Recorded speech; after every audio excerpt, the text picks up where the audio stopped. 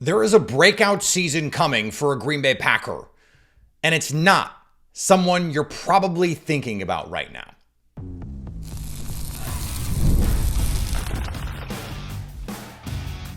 You are Locked On Packers, your daily Green Bay Packers podcast. Part of the Locked On Podcast Network, your team every day. You are Locked On Packers, part of the Locked On Podcast Network, your team every day. I'm Peter Bukowski, and I cover the Packers for The Leap, a newsletter I would love for you to subscribe to. Follow me on Twitter, Peter_Bukowski. Follow the podcast on Twitter, Locked On Packers. Like us on Facebook, subscribe to the podcast to iTunes, Spotify, Google Podcasts, wherever you find podcasts, you will find Locked On Packers, the #1 Packers podcast on the internet, and the show for fans who know what happened. They want to know why and how. Thanks to everyone who makes Locked On Packers their first listen every day. We hope you like starting your day with us as much as we like starting our day with you. Today's episode is brought to you by our friends at Game Time. Download the Game Time app today, create an account, and use code LOCKEDONNFL for $20 off your first purchase. Terms apply. The hardest thing to do in sports is to go from being a really good player to a great player. This season, that guy is going to be Rashan Gary. And we haven't talked a lot about Rashan Gary on this show over the last few months because we've taken for granted, and I don't mean that in a we should have appreciated it more. We have just taken for granted that he's going to be out there, he's going to be good, he's going to be productive. I think the same with Jair Alexander, the same with Kenny Clark. Like that's it. We know what those guys are, right? Except I don't think that's right. If there is a player who benefits the most from Jeff Hafley coming in, from a change in scheme to a move to a 4-3 defense, a defense that is going to let this front go hunt, it's not going to be Quay Walker. It's not going to be Jair Alexander or Eric Stokes, though I think it does certainly benefit them.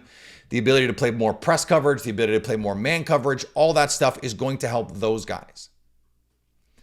But Rashan Gary's whole career changed when the Packers said, we are going to line you up wide on third down and let you go run through people on your way to the quarterback. This defense is designed to let your defensive linemen not read and react, not, let me see what's happening, let me play run on the way to the QB.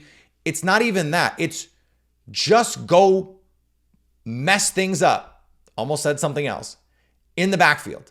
Create disruption. Go win by any means necessary. And after years where the pressure numbers have been there, the pressure rates have been there, but the sack numbers haven't. One of the reasons why that's true is because Joe Barry allowed so much cushion. It was a bend but don't break defense. And when you play a bend but don't break defense and you play 8-10 yards of cushion, it is let them try and complete a pass, rally and tackle. And over the course of 10, 12, 14 play drives, they're going to make a mistake or they're going to have to kick a field goal or they're going to have a holding penalty. That was the mentality of that defense. And when you're giving free access like that, you have to win like that to get sacks. And yes, there are players in the league who are capable of doing that. Rashan Gary can and has at times. But forcing the quarterback to maybe hold the ball an extra half second, or just to not see it as cleanly as, okay, we've got quick game on, they're 8 yards off, I know I can drive this ball to my receiver. I'm not even worried about a pressure. Like Rashan Gary might win cold at the line of scrimmage, or Kenny Clark, or Lucas Van Ness, or whoever. But if you can't make the quarterback think about it for a split second, the game is just too easy. That's going to change. And this approach is going to unlock Rashan Gary. I want to take you back in time. Let's go back in time to 2021, a simpler time in a lot of ways. In 2021, Rashan Gary had 87 pressures, 17 QB hits, and 58 hurries, according to Pro Football Focus. In 2021, Nick Bosa had 88 pressures, one more, 17 QB hits, the same, and 50 hurries, 8 fewer. But he had 6 more sacks. Nick Bosa played 132 more snaps than Rashan Gary. 132 more snaps. That's like a handful of games worth of extra snaps to produce the same amount. Rashan Gary in 2021, his first chance to start, and he was awesome. He starts out 2022, also awesome. Gets hurt, comes back, and I think people forget last year how good he was. Just remember that Saints game when he had 3 sacks in just 20 pass rush reps. Think about the Vikings game in Minnesota when he had 8 pressures in 24 pass rush reps. Think about the game against the Lions when he had 3 sacks. He and Preston Smith wrecked that game. When he's been healthy and had opportunities. Now, he ran out of gas, I think, a little bit at the end of the year, but coming off of an ACL, you're not really in football shape. He's playing limited snaps. He's still not 100% and was still putting up, ridiculous numbers. What do you have against Chicago? I think he had 5 pressures in 10 pass rush reps. That's crazy. And you can say, okay, the sack numbers aren't there, but pressure is production. We know every single quarterback in the NFL, in NFL history, is worse under pressure than they are when kept clean. You make the quarterback worse. Now, they might still complete a pass, but you make the quarterback worse. It is a good play for your defense when you create a pressure. Would I like to see him finish these plays a little bit more often? Is some of that on him? Yes. But this is not Devontae Wyatt, who can win quickly, get into the backfield, and then just is nowhere near making a play.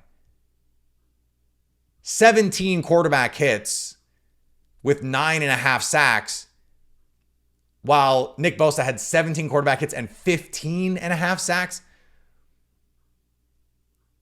Now, he consistently turns his hits into sacks, but part of that is other guys are getting pressures too. So when he wins, the quarterback has nowhere to go. When Rashan Gary wins, he can bail left, he can step up, he can move. Can't do that against Nick Bosa because they've got Eric Armstead.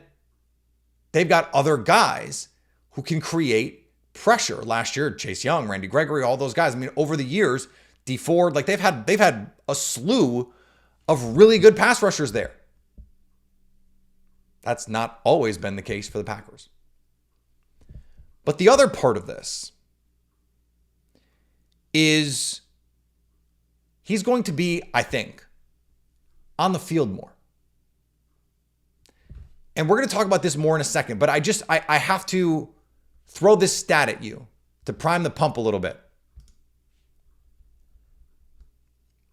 In the 2023 season, Rashan Gary had just 3 games where he had 30 plus pass rush reps. Arbitrary number, but I was trying to find the most. Okay? He had 3 games over 30 and none over 33. Nick Bosa last year, and I understand it's a little bit different. The 49ers always playing from ahead, so teams were having to pass. But Nick Bosa had 10 games with 30 plus pass rush reps and 4 games over 40. He's on the field all the time. Keep your best players on the field, and that is going to be the key for Jeff Hafley this year is getting the best players on the field in key spots. We're going to talk about that next on Locked On Packers. Today's episode is brought to you by our friends at BetterHelp. Sometimes we all need the opportunity to get something off our chest. Big or small, certain things can really start to get to you. It's important to let that out, especially to someone who's unbiased in your life. So today I want to say how I've been feeling about something. You might even be thinking the same thing this week. Rashan Gary is going to be an All-Pro this year. It's going to happen. Therapy can be different for everyone. Most of us have bigger problems than our favorite sports teams, and it's important to get things off your chest every once in a while. If you're thinking of starting therapy, give BetterHelp a try. It's entirely online, designed to be flexible and suited to your schedule. Visit BetterHelp.com/lockedon to get 10% off your first month. That's BetterHelp, HELP.com/lockedon. There is plenty of low-hanging fruit here for Jeff Hafley. And if you're sick of all the low-hanging fruit, all of the shouting on ESPN or Fox Sports Today, make the switch to Locked On Sports Today, a free 24/7 sports streaming channel programmed for you every day to bring you the biggest stories without all the screaming. Locked On Sports Today brings you can't-miss analysis, opinions, and news streaming 24/7 on YouTube or the free Amazon Fire TV channels app, part of the Locked On Podcast Network, your team every day. As I was going back and looking at the Rashan Gary stuff, I was reminded of the Panthers game. The game that I think inevitably, or at least made it inevitable, that Joe Barry would not be the defensive coordinator of the Green Bay Packers anymore. And there were 2 fourth downs in that game from the Panthers. Rashan Gary was not on the field for either of them. There were multiple third and longs without either Preston Smith or Rashan Gary on the field. This sort of thing just can't happen.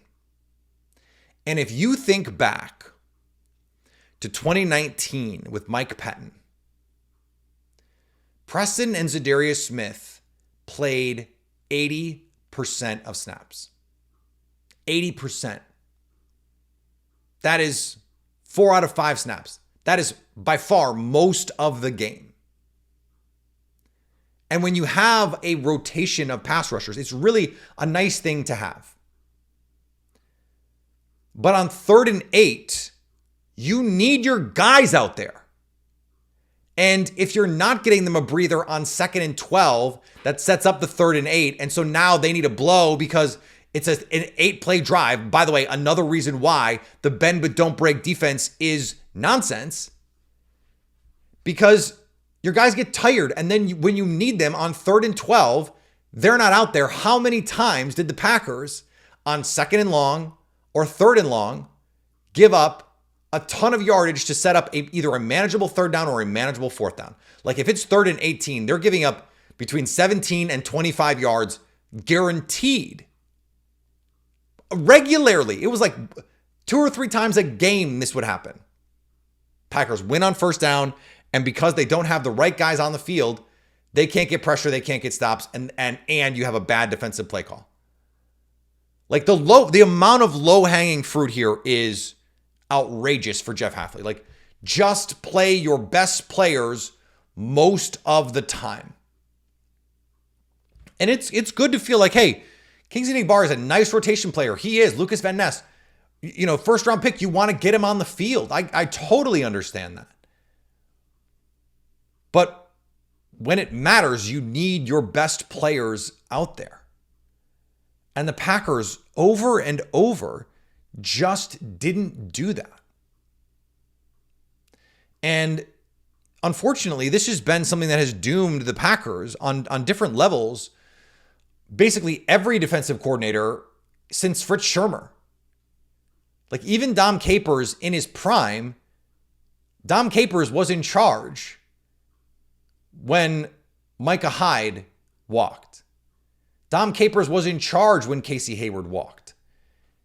his inability to use those players in the right situations to the best of their abilities is why Ted Thompson made the regrettable decision to let those players leave.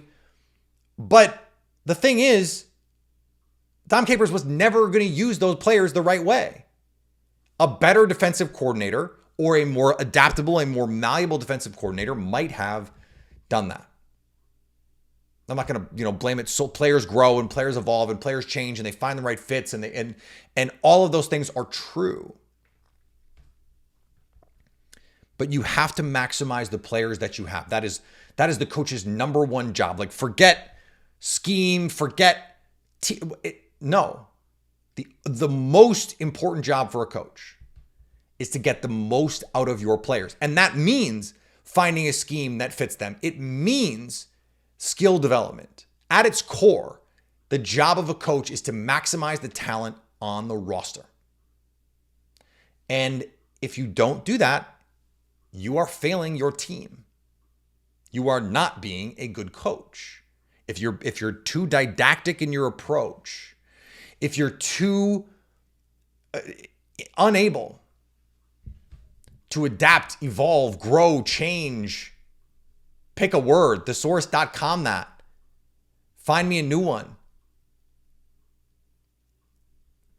So that leaves Jeff Hafley in the enviable position of saying, well, if I just play Preston Smith and Rashan, and maybe Preston Smith is a bad example because he is getting up there in age. Rashan Gary's young. He just got a contract. Play him 80%, 85% of snaps for all I care. He has to be out there for every high leverage moment. Every single one.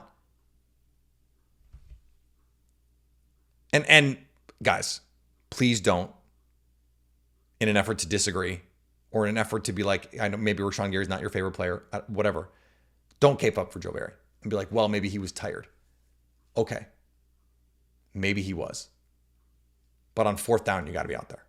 And I see no circumstance where Rashan Gary does not want to be out there on 4th and 1 or 4th and 3 or 3rd and 8 when he gets a chance to go hunt quarterbacks. No shot. He wants to be out there. He's not taking himself off the field for that. Trust me. But that also leads into these conversations about, and I'm going to be very careful here, big nickel. Nickel. I said nickel. We saw it earlier this week.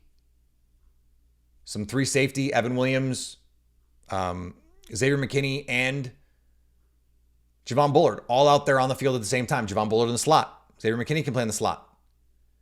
This interchangeability, late movement at the snap. Oh, Javon Bullard in the slot? Nope, deep half. Xavier McKinney, deep half? No, in the slot. Those sorts of things, that is scheme, but it is also deploying your personnel. Javon Bullard has that capability. Xavier McKinney has that capability. If you just played, some lame cover 3, yeah, they might be able to play well in certain circumstances in a system like that. But it's not maximizing their ability. Even if you maximize the skill development. Hey, the eyes are always going to the right spot. They're consistent tacklers. They read things out. But it's not a maximization of their talents to just say, well, you're just going to sit back there and play post safety 80% of the time. Like, no, that's not coaching. Now, it was when you had Earl Thomas and Richard Sherman and Bobby Wagner and KJ Wright, and like they could do everything. And so why make it complicated? Just be awesome at the thing that you're awesome at. The Packers have to be more than that, because as of this moment, they don't have Earl Thomas. Like, Xavier McKinney's really good, but he's not Earl Thomas. I want to see Jair Alexander get back to that 2021 all-pro sort of play.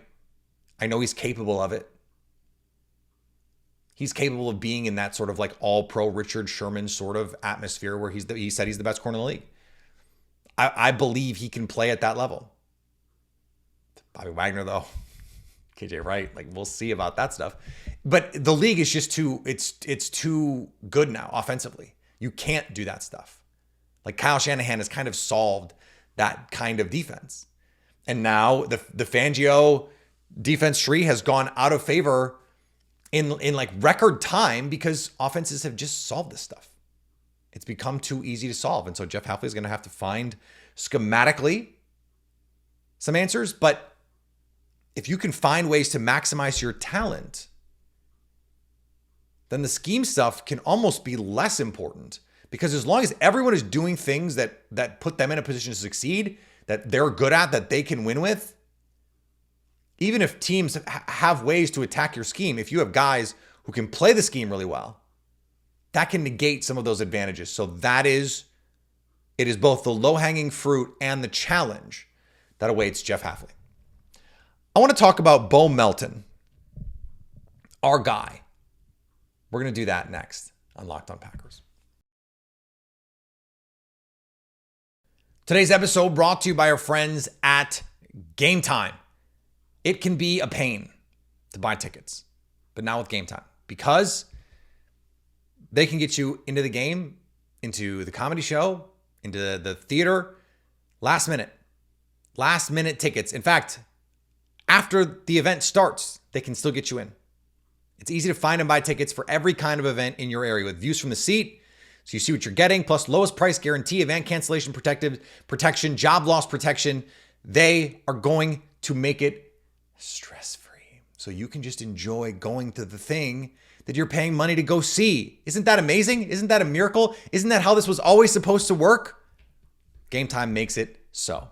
Take the guesswork out of buying NBA Finals tickets with Game Time. Download the Game Time app, create an account, and use code LOCKEDONNFL for $20 off your first purchase. Terms apply. Again, create an account and redeem code LOCKEDONNFL for $20 off your first purchase. Download Game Time today. Last minute tickets, the lowest price guaranteed. The Packers just have to find a way to get Bo Melton involved in this offense. Locked On has launched the first ever national sports 24/7 streaming channel on YouTube, and now it's also available on Amazon Fire TV and the free Fire TV channels app. Locked On Sports Today here for you 24/7, covering the top sports stories of the day with the local experts of Locked On, plus our national shows covering every league. Find Locked On Sports Today now available on the free Fire TV channels app. Another day, another long touchdown from Bo Melton in practice earlier this week. He was the first receiver on this team to have 100 yards last year. And it didn't come until the last month of the season. He is a gamer. And the speed, 4.3s, he's not the biggest guy, but he checks the Packers boxes. He's one of the fastest guys. Like, he's really, really fast. But he's also someone who can change directions, who can make plays in traffic, who can make contested catches, adversity plays, who can make a catch and take a hit.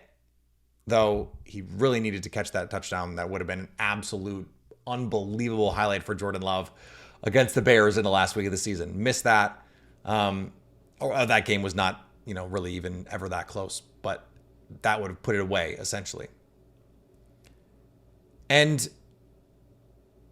he's just a good player. Like, you can't have too many good players. And I think this is something that you can't overstate. When you can create explosives like he can, like his speed can, you force the coaches to find ways to get you the ball. So the Packers had a pet play. They ran that little RPO. They faked the receiver screen. They turned it into a touchdown to Bo Melton in a playoff game. They ran a play for a special to Bo Melton in a playoff game. I think that tells you how they feel about him. But when you can create a big play, anytime you run a pattern, it affects the defenses in a different kind of way. And it changes the way that the coaches call plays. It changes the way that a quarterback thinks about getting you into the progression. And I think if there is a plan, and look, I think the Packers have a group of receivers who, like, I think Romeo Doubs is a more complete player than Bo Melton. I think Christian Watson is a more explosive player. I think a better overall player than Bo Melton. I think Dontavian Wicks has shown more, is a more complete player, route runner, all that stuff. But this guy's got to get on the field. And Jaden Reed's a slot player, so it's a little different. But Bo Melton's got to get on the field. And the question is going to be whose reps can he take? And the answer might be everybody. Because he might just have to be on the field for some of this stuff. And, I think, unfortunately, for someone like Romeo Doubs, it could come at his expense. Because some of the things that the Packers like to do with Doubs, Melton can do too. Now, in the red zone stuff, like the speed player is usually Christian Watson. I don't know why I said it like that, but I did. But there are some concepts that are designed specifically where you just use speed.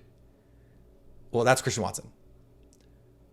But then there are also times when so many of these concepts, and go listen to some of the stuff we did with Jason Hirschhorn, require two deep-ish routes. Whether it's the deep over, the big post, the backside dig, all those things are deep-ish routes. They're routes happening more than 10, 15 yards down the field, especially if we're talking about air yards on throws. If I want someone to run an in-breaking route, it's going to be Dontavian Wicks. But if I want someone to run that deep over, if I want someone to run a sail, if I want someone to run that big post, maybe it's Bo Melton over anyone else. And maybe I'm designing a play to get Christian Watson the ball, and I need someone to run that clear out. Well, maybe Bo Melton's a better option. I think Bo Melton is just a better option than Dontavian Wicks in a case like that. We can quibble over Romeo Doubs. I think vertically, he's going to threaten safeties more than someone like Romeo Doubs, who I have said for 2 years now is an underrated vertical player. But Bo Melton is there's no substitute for 4-3. He's just fast. And I think that we've seen the toughness, the middle of the field plays. He's smart. He's someone who's going to get opportunities. And I think Matt LaFleur put it really succinctly when he was just like, look, over the course of the season, all of these guys had their moments. All of these guys had games where they were really good, and they're really comfortable in that space. I think Matt LaFleur loves that about his offense, that it's just sort of like we can throw anyone out there and run any concept. And in a given week, it's about plays, not players. And we think, the conventional wisdom is players, not plays. But the thing that I love about this Packers offense is they can be about players because there are certain players who have, elite skills, elite traits. Matt LaFleur talked about that. He loves to build a receiver room of guys with at least one elite skill. And Bo Melton his speed plays, the nose plays, and the speed is it plays, man. And I think he is just sort of the perfect complementary piece in this offense. And so is Dontavian Wicks. And so is Jaden Reed. And so is Christian Watson. And they all fit together so beautifully. Yes, eventually, do they need to make some decisions? Probably. Eventually, would it be really nice if one of these guys stepped forward and became a true number one? I think it would. But for the moment, these guys fit really well. And I'm not going to be surprised if Bo Melton emerges as someone who, he's just got to be out there. And I think you want Christian Watson insurance. He's working on the strength differentials and all the things that are trying to get those hamstrings back to 100%. But if you miss a game from Romeo Doubs, Bo Melton can do that stuff. You lose a game from Christian Watson, Bo Melton can do that stuff. You miss a game from Dontavian Wicks, Bo Melton can do that stuff. And I think Jaden Reed, if he's not in the slot, you want to run jet sweeps, you want to run little push pass plays, you want to run specials to Bo Melton can do that too. So he is the ultimate glue guy. I wanted to shout him out here. And I'm not going to be surprised if there's another game this season where we're talking about Bo Melton was the cog in the wheel of this offense. And I can't wait. Because he was someone, I mentioned this on Twitter. Jake Morley, our pal, is usually the one that is putting me in the pre-draft process onto players because he starts his process sooner than I can, just by virtue of this job. And Bo Melton was not one of those times. That was one of those where I was like, guys, day 3 player, Bo Melton is a really good fit for the Packers. And so it a little late because he went to the Seahawks first, but then came to Green Bay. And I was like, hey, I think there's something here. Let's see it. So I'm excited to see it more coming up. Follow me on Twitter, Peter_Bukowski. Follow the podcast on Twitter, Locked On Packers. Like us on Facebook, Instagram, Locked On Packers, TikTok, Locked On Packers. Go subscribe anywhere you get podcasts, Locked On Packers. And of course on YouTube, so you can stay Locked On Packers.